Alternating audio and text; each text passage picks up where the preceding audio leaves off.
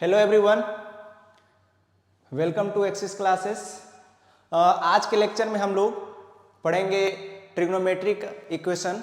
पिछले लेक्चर में हम लोग पढ़ चुके हैं कंपाउंड एंगल। इस लेक्चर में उसी पे बेस्ड कुछ क्वेश्चन देखेंगे। आई होप कि आप लोग ये लेक्चर देखने से पहले आप लोग इसके जस्ट पहले वाला लेक्चर, उसमें मैंने फॉर्मूला और कुछ क्वेश्चंस करवाया हूँ। आज उसी से रिलेटेड कुछ क्वेश्चन करेंगे, तो आप लोग अच्छा होगा कि आप लोग उस वीडियो को देखकर इसको देखें तो ज़्यादा समझ में आएगा। ठीक है, बाकी जो जो यूज आएगा हम लोग साथ में करते जाएंगे, लिखते जाएंगे, लेकिन मैं यही सजेस्ट करूंगा कि आप लोग उस लेक्चर को देख ले तो ज़्यादा अच्छा रहेगा, है ना। तो ठीक है, हम लोग आगे इस लेक्चर को कंटिन्यू करते हैं और कुछ क्वेश्चन देखते हैं। हम लोग इस लेक्चर में ये कंपाउंड एंगल ऑलरेडी पढ़ चुके हैं, ये सब लेक्चर में, है ना। ये सब हम लोग देख चुके हैं पिछले क्लास में। आज हम लोग यहाँ से पढ़ेंगे, कुछ क्वेश्चन एक एक करके देखेंगे जो अच्छे क्वेश्चंस हैं, जेईई और बोर्ड दोनों के लिए यूजफुल है। हम लोग एक एक करके देखते हैं, ठीक है। सबसे पहला, इवेल्युएट द फॉलोइंग। ये जो क्वेश्चन है, पहला क्वेश्चन ये दिख रहा है, दूसरा ये, तीसरा, हमें इसका वैल्यू फाइंड करना है गिवन इक्वेशन का, ठीक है। तो हम लोग एक एक करके यहाँ देखेंगे कि ये कौन सा फॉर्म में बन रहा है। कंपाउंड एंगल यानी कि दो एंगल का सम पे cos a plus B sin a plus B, इस तरह का कंपाउंड एंगल का ट्रिग्नोमेट्रिक फंक्शन एक्सपेंशन क्या होता है, फॉर्मूला क्या होता है, हम लोग इसके पिछले लेक्चर में देख चुके हैं। तो उसी पे बेस्ड ये क्वेश्चन है, हम लोग आज एक एक करके सॉल्व करते हैं कि उसका क्वेश्चन किस तरह का आता है। तो सबसे पहला क्वेश्चन अगर देखें ये वाला, तो ये क्या दिख रहा है कि sine a into cos B और minus cos a into sine B, यानी a के जगह पे यहाँ पे कितना है 7π/12, b के जगह पे कितना है π/4, फिर से a के जगह पे ये है, b के जगह पे ये है, यानी कुछ sine a into cos B minus cos a into sine B के जैसा है। और हम लोग को पता है ना इसका आइडेंटिटी क्या होता है, साइन a माइनस बी जो हम लोग लिखते हैं, इसका आइडेंटिटी होता है sine a into cos B और minus of cos a into sine B, ये होता है, ठीक है। इसका एक्सपेंशन ये है। तो अगर हमें इस तरह से दिया हो तो हम इससे वापस इस पे जा सकते हैं, है ना। तो सिंपली इसमें हम लोग ऐसे ही सॉल्व करेंगे। तो सबसे पहला क्वेश्चन यही है, sine a into cos B minus cos a into sine B, a के जगह पे कितना है 7π/12 है, a का वैल्यू कितना है 7π/12 है, और b के जगह पे कितना है, b का वैल्यू b है π/4 है, ठीक है। तो ये एक्सपेंशन है किसका, साइन a माइनस बी का, यानी इसको हम लोग क्या लिख सकते हैं, sine of a minus B. a की जगह पे कितना है 7π/12, तो 7π/12 माइनस b के जगह पे कितना है π/4, तो π/4। अब इसको सॉल्व कर लेंगे, इसको माइनस करेंगे, देखो कितना आ रहा है, साइन ऑफ, यहां से देखो 12 और 4 का एलसीएम 12 है, तो बच जाएगा 7π माइनस 4 3 जा तो 3π, यहां से आ जाएगा। इसको सॉल्व करेंगे और अच्छे से, तो आएगा 7 साइन ऑफ 4π डिवाइडेड बाय 12, यानी कि यहां से देखा जाए तो 4 से ये 3 कट रहा है, यानी कि आ रहा है ये कितना साइन π/3 आ रहा है। साइन π/3 यानी कि साइन 60 डिग्री, साइन 60 का वैल्यू कितना होता है √3/2। आसान है ना।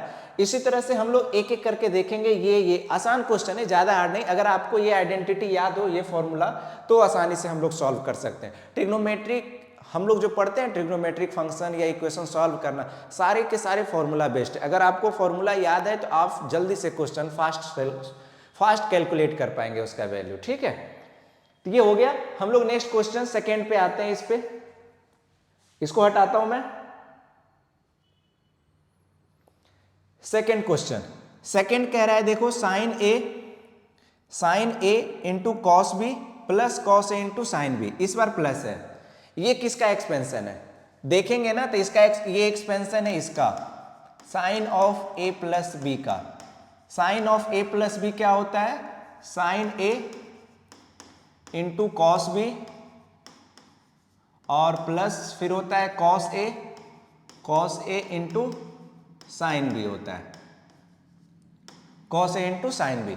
ये है expansion sine A plus B का। इसी तरह से दिख रहा होगा कि sine A into cos B plus cos A into sine B है ना।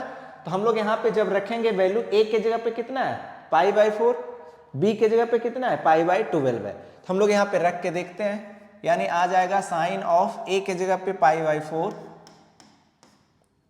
ए के जगह पे आ जाएगा π/4 प्लस बी के जगह पे कितना आ जाएगा π/12। तो यानी ये वैल्यू कितना देगा, साइन ऑफ, एलसीएम लेंगे 4 और 12 का, 12 आ जाएगा 3π और प्लस पाई, यहां से देखेंगे तो 4π/12, 4 से कट जाएगा 3, यानी कि आ जाएगा कितना, साइन ऑफ π/3, यानी फिर से वैल्यू कितना आ गया, √3/2। आसान है ना। थर्ड क्वेश्चन अगर देखेंगे तो थर्ड भी कुछ इस तरह से है, cos a into cos B minus sine A into sine B. ये देखेंगे ना तो एक्सपेंशन, ये जो है ना एक्सपेंशन, ये कुछ और नहीं cos of a plus B का एक्सपेंशन है। cos a प्लस बी का एक्सपेंशन क्या होता है, cos a into cos B, और माइनस होता है इस केस में sine a into sine B. अगर यही प्लस होता है ना तो वो cos a माइनस बी में क्या आता है, जब यहाँ माइनस तो वहाँ प्लस हो जाता है, जब यहाँ प्लस तो वहाँ माइनस हो जाता है। ठीक है, समझ में आया ये चीजें। तो थर्ड क्वेश्चन आपके लिए होमवर्क है, आप ये कर लीजिएगा। बाकी फर्स्ट और सेकेंड मैंने कर दिया। ठीक है, आगे बढ़ते हैं नेक्स्ट क्लास। हम लोग फटाफट आज क्वेश्चन देख लेंगे, थ्योरी हम लोग इसके पिछले क्लास में पढ़ चुके हैं। नेक्स्ट क्वेश्चन कह रहा है prove that cos of this into cos of this minus sine of this equal to sine of this. ठीक है, आप लोग यहां ध्यान देना, प्रूफ करना है क्या, इसको साइन ए प्लस बी के इक्वल प्रूफ करना है। हम लोग अगर सॉल्यूशन पे इस पे ध्यान दे तो π/4 माइनस ए और π/4 माइनस ए ये सेम एंगल है, π/4 माइनस बी और π/4 माइनस बी ये भी सेम एंगल है, दोनों सेम एंगल है ना। यानी सिंपल सा देखें तो cos a into cos B minus sine A into sine B है। यानी ये किसका एक्सपेंशन है, अभी हम लोग देखे थे cos a into cos B minus sine A into sine B किसका एक्सपेंशन था, cos a प्लस बी का एक्सपेंशन था। इसी का एक्सपेंशन होता है ना ये, केवल यहाँ a और b के जगह पे एंगल चेंज हो गया है, सिंपल सा है और कुछ है नहीं।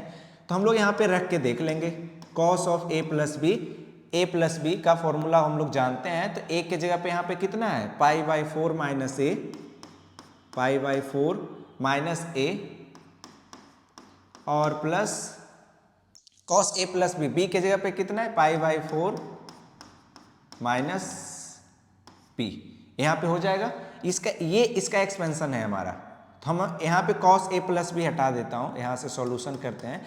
यानी इसको हम लोग शॉर्ट फॉर्म में ये लिख सकते हैं, जो हमारा ये क्वेश्चन गिवन है ना cos a into cos B minus sine a into sine B, तो ये किसके इक्वल आ जाएगा, ये इक्वल आ जाएगा cos ऑफ a यानी ये प्लस b यानी कि दिस। ठीक है, अब इसको हम लोग देखें तो ये कितना आ रहा है, cos ऑफ π/4 प्लस π/4 कितना π/2, और ये माइनस ए है और ये माइनस बी है। ठीक है, हाँ आगे बढ़ते हैं हम लोग। cos ऑफ π/2, यहां से माइनस अगर कॉमन ले तो ब्रैकेट में कितना बचेगा, a प्लस बी, ये आ गया।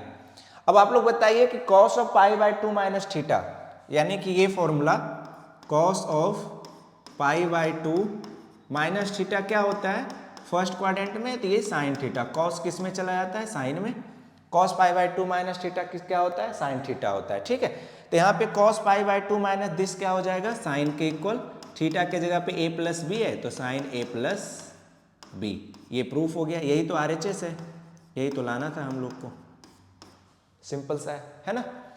तो हम लोग इसी तरह से देखना है कि ये किसका एक्सपेंशन दिया है, कौन सा फॉर्मूला का एक्सपेंशन है, कौन सा इसका शॉर्ट फॉर्म होगा, बस बाकी पुट कर देना है। सिंपल सा क्वेश्चन है, ज्यादा दिमाग नहीं लगाना है ना। आगे बढ़ते हैं हम लोग नेक्स्ट क्वेश्चन पे।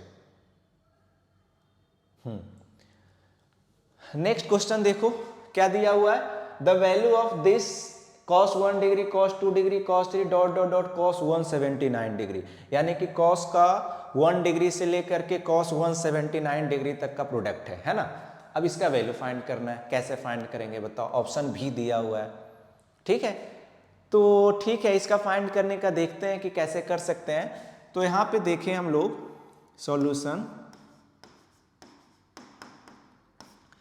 तो cos 1 डिग्री का तो वैल्यू नहीं पता है, इंटू cos 2 डिग्री का भी नहीं पता है, इंटू इस तरह से cos 3 डिग्री का भी नहीं पता है। लेकिन ये इसमें ज़्यादा जिसका दिमाग खटक गया ना जल्दी से, उसके लिए सॉल्यूशन इसका कुछ नहीं, एक लाइन का सॉल्यूशन है। और जिसको नहीं समझ पा रहा है, नहीं वो दिमाग वहाँ पे वो लगा पा रहा है, नहीं खटक रहा है दिमाग में, तो उसको टाइम लग जाएगा सॉल्व करने में।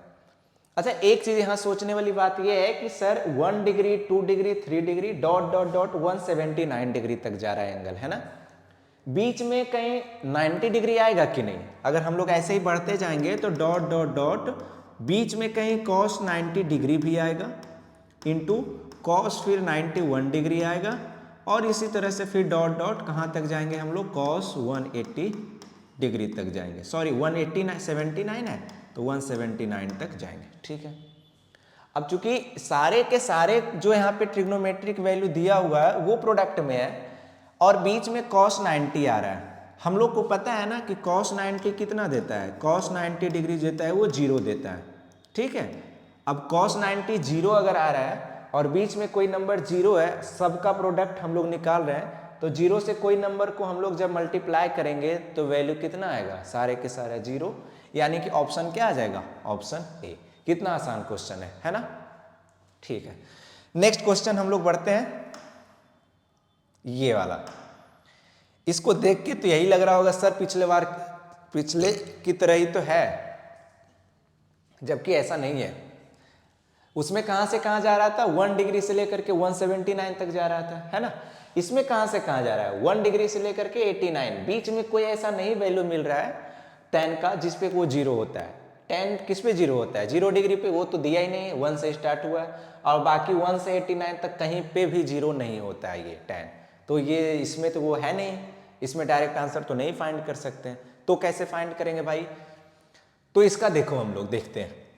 हम लोग को पता है ना कि tan theta into cot theta, अगर एंगल सेम हो तो tan और कॉट का प्रोडक्ट कितना आता है, 1 आता है। एक रिजल्ट ये है।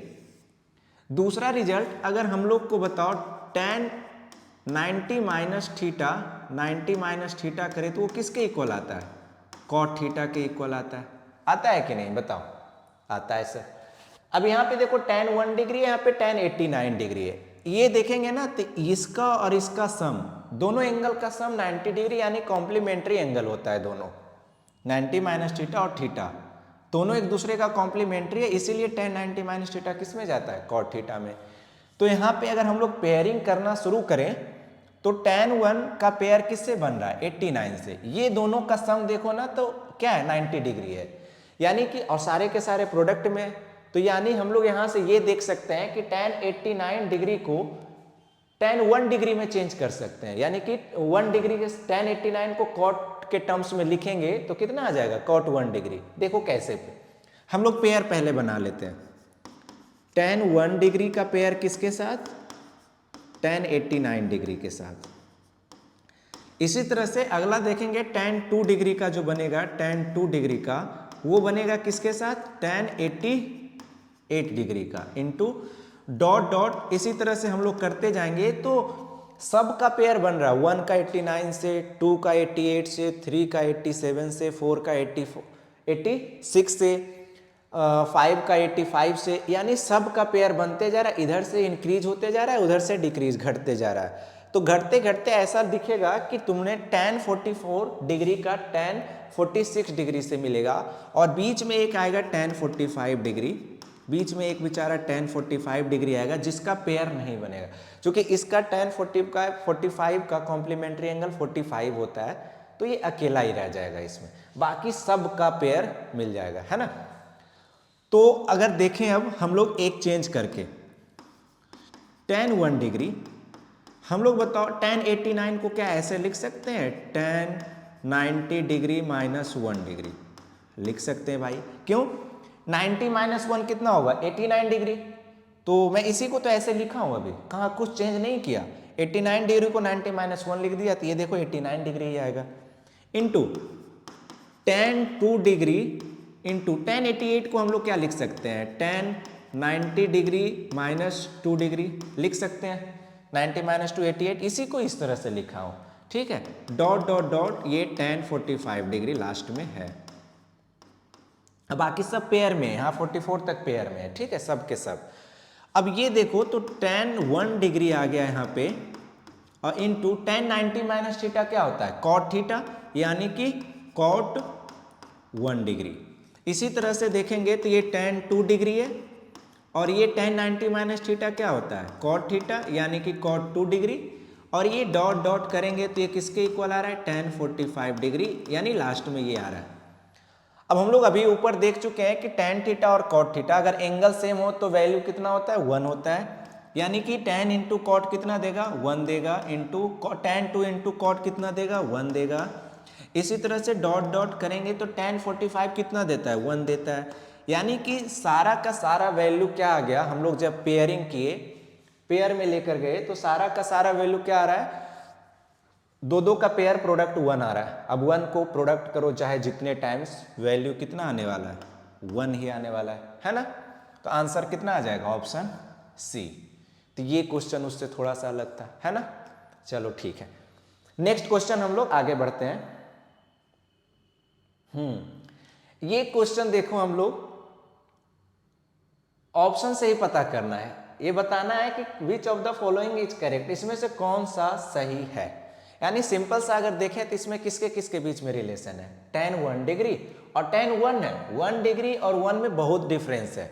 यहाँ 1 का मतलब रेडियन होता है, आप लोग पढ़े होंगे शायद कि पाई रेडियन जो होता है वो किसके इक्वल होता है, 180 डिग्री के इक्वल होता है ना।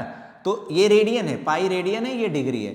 तो एक रेडियन किसके इक्वल होता है, एक रेडियन अगर देखा जाए, एक रेडियन तो वो होता है 180 डिग्री डिवाइडेड बाई पाई, इतने डिग्री के इक्वल होता है। और यानी इसको हम लोग अगर सॉल्व करें, 180 डिग्री को डिवाइड कर दें किससे, 22/7 से, तो इसको और थोड़ा सा सिंप्लीफाई करें, इंटू 7 डिवाइडेड बाई 22, जब इसको डिवाइड करेंगे ना तो लगभग जो इसका वैल्यू आता है ना 57 डिग्री और 16 मिनट डैश डैश, लगभग 57 डिग्री के आसपास आता है ना। यानी यहां से पता चल गया कि 1 रेडियन जो होता है, 1 रेडियन वो किसके इक्वल होता है, लगभग 57 डिग्री के इक्वल होता है, ठीक है। ये हम लोग पढ़ चुके हैं। अब यहाँ पे वही चीज रिलेशन है कि sin 1 डिग्री है या sin 1 है, यानी यहाँ sin 1 डिग्री में दिया है जबकि यहाँ sin 1 रेडियन में दिया है। तो दोनों में से कौन सा वैल्यू जो है वो बढ़ा देगा, sin 1 डिग्री या फिर sin 1 रेडियन। अब हम लोग को पता है कि sin 0 पे 0 देता है, sin 30 पे 1/2, यानी sin 45 पे 1/√2, sin 60 पे √3/2 और sin 90 पे 1 देता है। यानी जब हमारा थीटा 0 से 90 की ओर जाता है तो साइन भी इंक्रीज कर रहा है। देखो साइन 0 पे 0 था और 90 पे 1 दिया, तो 0 से 1 जब एंगल बढ़ रहा था तो साइन का भी वैल्यू बढ़ रहा था, है ना। तो यानी कि जब हम लोग को पता चल गया कि साइन 0 से 90 के बीच में इंक्रीजिंग फंक्शन है, यानी कि वैल्यू थीटा बढ़ेगा तो वैल्यू भी बढ़ेगा। अब अगर देखा जाए तो साइन 1 डिग्री का वैल्यू निकाला जाए और एक साइन 1 रेडियन, साइन 1 रेडियन यानी कि ये लगभग निकाला जाएगा किसके, साइन 57 डिग्री के इक्वल, लगभग 57 डिग्री हम लोग मान लेते हैं।